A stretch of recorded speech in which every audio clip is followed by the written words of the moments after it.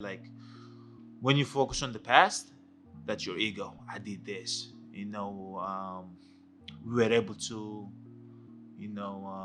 beat this team for all. We did. I did this in the past. I won that in the past.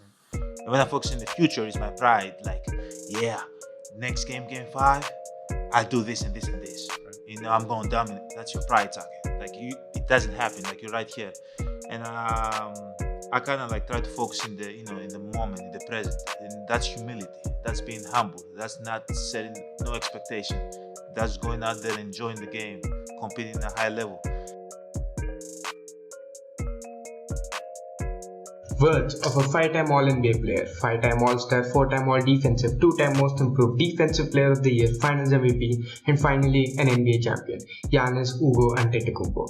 The best player in the world right now until proven otherwise. Probably has had the most improbable rise to an MVP and an NBA champion. He has had the most dominant playoff run in the recent past, and today we're here to talk about it in this series, the greatest playoff runs ever. They be like, what? Can you teach me how to dance? You know why? Cause all the bitches love it. All I need is a beat that's super bumpin'. And for you to back it up and dump it. Leave a like on this video and subscribe if you haven't already. This is the first of many videos in the series where I'll be talking about the greatest playoff runs from the year 2000, and you don't want to miss out. Back to the video. Giannis is the greatest 26-year-old in NBA history, maybe only behind LeBron.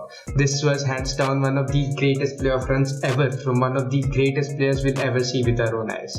Let's start off with something we as NBA fans love to see: stats. Giannis this playoffs averaged 30 points per game, 13 rebounds per game, 5 assists per game, while blocking and stealing the ball once a game. He's the only player in the top 10 scorers of the 2021 playoffs to play more than 12 games, let alone playing 21 games this playoff run. He played all but 2 games, which we will address later. He was 5th in box plus minus, 2nd defensive box plus minus, 1st in offensive, defensive and win shares, 1st in win shares and 4th in PER, while playing more games than everyone above him in these lists. The consistency with which he dominated the game is highly alarming.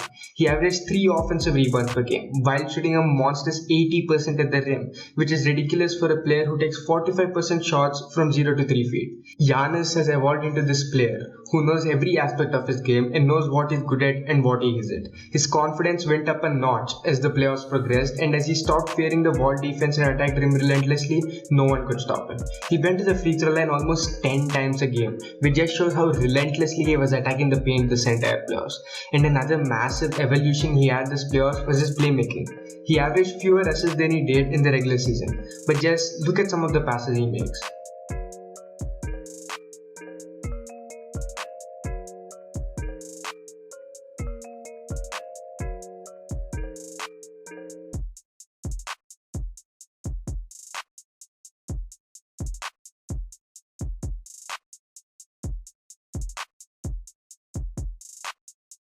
The short passes he made, the passes he made which resulted in open shots, and the kick-out passes and the dump passes he made to Brook Lopez were all on a complete other level compared to his regular season. He even added a completely new aspect to his game, which no one seems to give him credit for. He added a new low post game and dominated smaller defenders when put on him.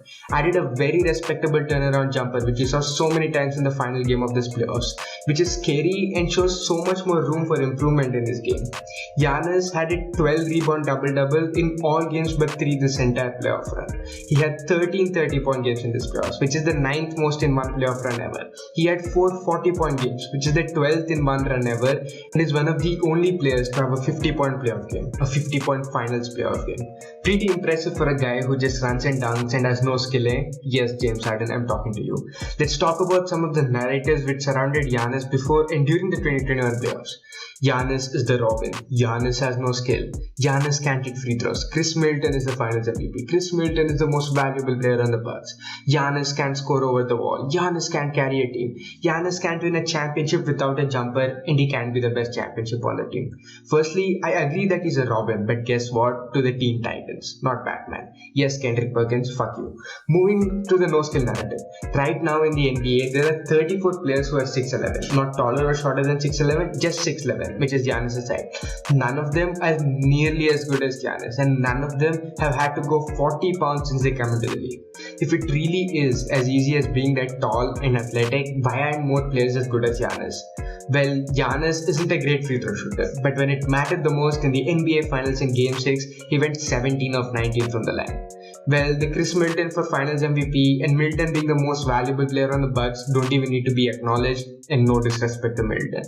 Giannis dominated the same team, which apparently locked him down last year using the wall, the Miami Heat, having a 31-13-6 game and a 15-15 game. He murdered the wall DeAndre Ayton, Jay Crowder and Mikal Bridges tried to build, and his kick-out passes were so much better than previous years, he didn't even always have to dominate in the paint. He carried the Bucks until Game 5 of the Nets series, until he got injured in the Hawks series and until Game 3 of the NBA Finals, and carried them in the most important game of his career, Game 6 of the NBA Finals. Middleton and Holiday are probably the worst second and third options on a championship team since the 2011 Mavericks, meaning no disrespect to all the players mentioned above.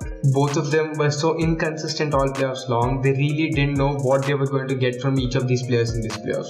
Giannis shut down every single narrative he had over him this playoffs, and let's talk about what he did in every series this playoffs. Miami Heat. The Heat series is probably his least impressive series, which seems ridiculous just saying because he averaged 24, 15 and 8. A real important aspect of this series which people forget happened was Giannis guarded the best player on the Miami Heat, Jimmy Butler, all series long. Jimmy was locked down and averaged only 14 points per game on a terrible 30% shot percentage from the field. The Heat made the wall for him this year too, and Giannis cracked it. He dominated when he needed to, and the passes he made, like the dump passes to Brook Lopez below the wall, were amazing. Another part of the series which people forget is that Chris Middleton had a great series. The main reason Chris Middleton was so good this series is because Giannis was a decoy. They ran the pick and roll so much, and Giannis ran to the rim so continuously and dominantly. About 3 people had to run behind him to help stop Giannis from finishing at the rim, and this led to Middleton getting many open shots and Middleton scoring very well throughout the series. Moving on to the second series, Brooklyn Nets. This series was probably the best playoff series this year behind the finals. Giannis' play this series was very underrated. This was probably the third best individual series of any player this playoffs, only behind his own final series and Kevin Durant's performance this series.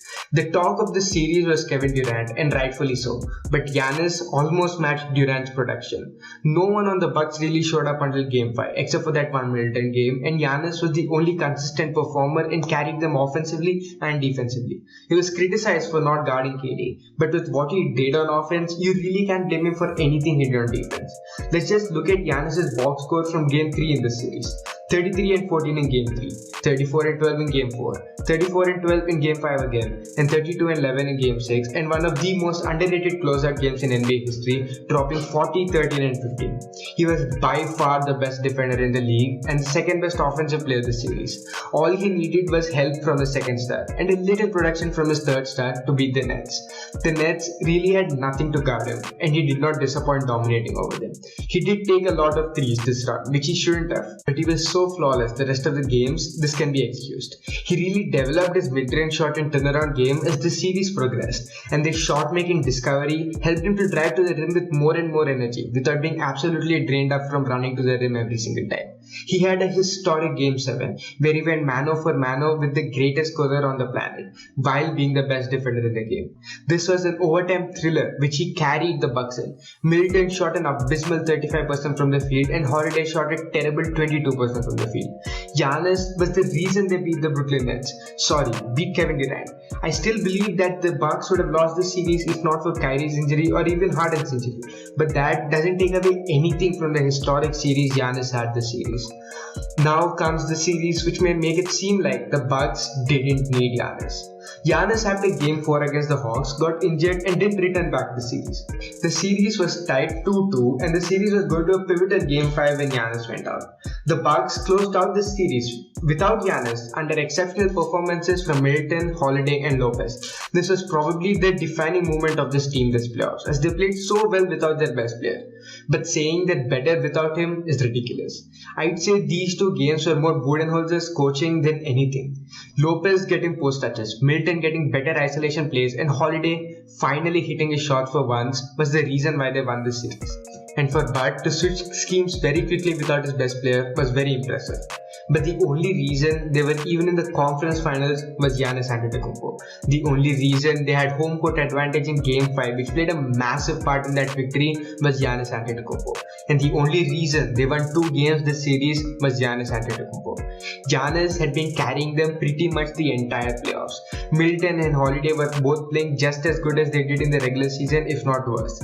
Credit to them for closing out the Hawks series, but Trae Young missing Game 5 and playing injured in Game 6 was a bigger hit to the Hawks scheme, which made it little easier for the Bucks to beat them.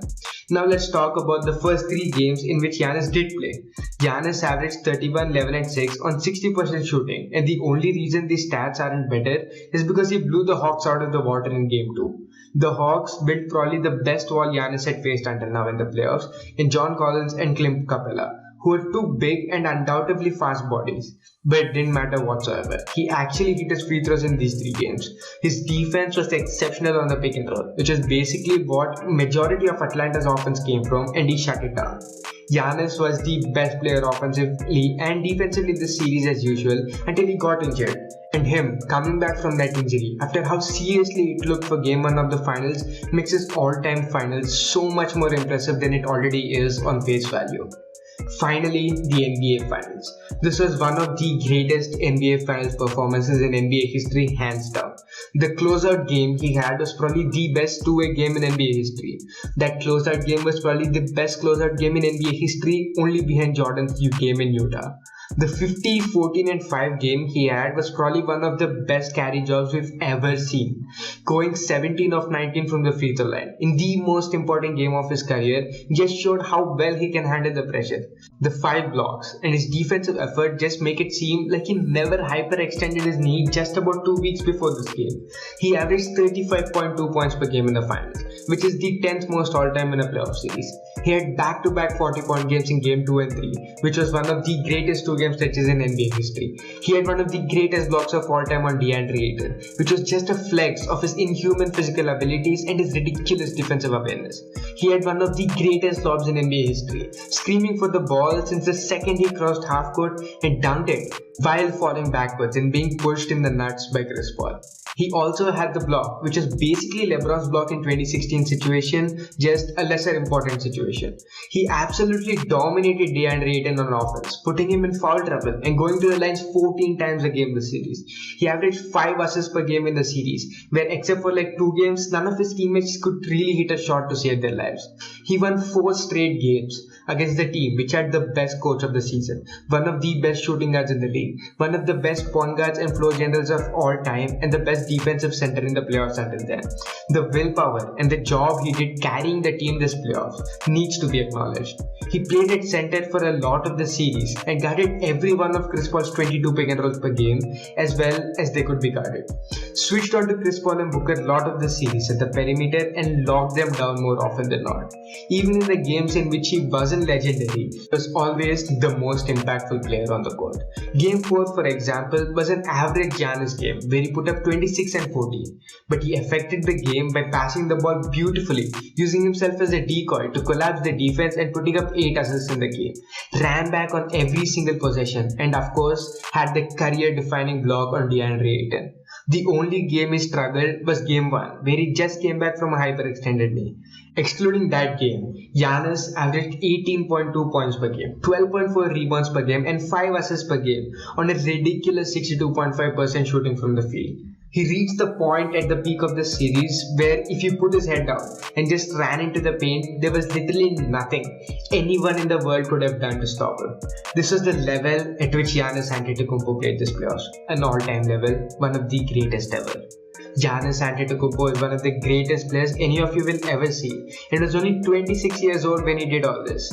I hope this video does a good enough job to put into perspective how amazing Giannis was in this playoffs and how great it was from an all-time perspective. Leave a like on this video and subscribe if you haven't already. I'm going to continue this series called the greatest playoffs of all time by going through the greatest playoff runs in NBA history since the year 2000. And this is only the start of an incredible series to come. Stay tuned for more and be sure to subscribe.